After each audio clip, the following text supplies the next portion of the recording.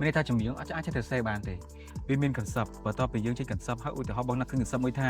ឧទាហរណ៍ចុះបងចង់ទៅសេបត់មួយ30ថាមចា30ថាមពេលខ្លះទៅអត់ចាហើយពេលខ្លះនេះយើងចង់សម្ដៅទៅលើពេលណានៅក្នុងផ្ទះនៅក្នុង relationship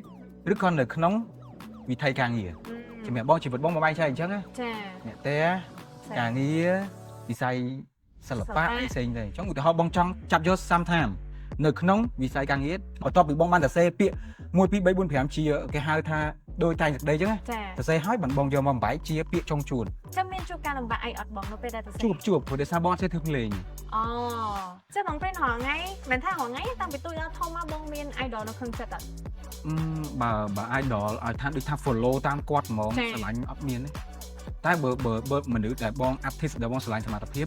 នៅខ្មែរយើងបើរាប់តអត់ក្រោម50នាក់ឯងវ៉ាវស្រឡាញ់ច្រើនហ្មងទាំង hip hop star ពួក rock star តារាវិទ្យកម្មតារាមនោចេតនាស្ដាប់ច្រើនមែនតើដូចជាក់ស្ដែងឥឡូវយើងឃើញ artist ដែលគាត់ចេញបទមួយលយcool បងស្ដាប់ច្រើនមែនតើបងចូលចិត្តពួកគាត់ឲ្យតែគាត់ធ្វើបទចេញមក like feel មាន vibe មាន feel បងស្រឡាញ់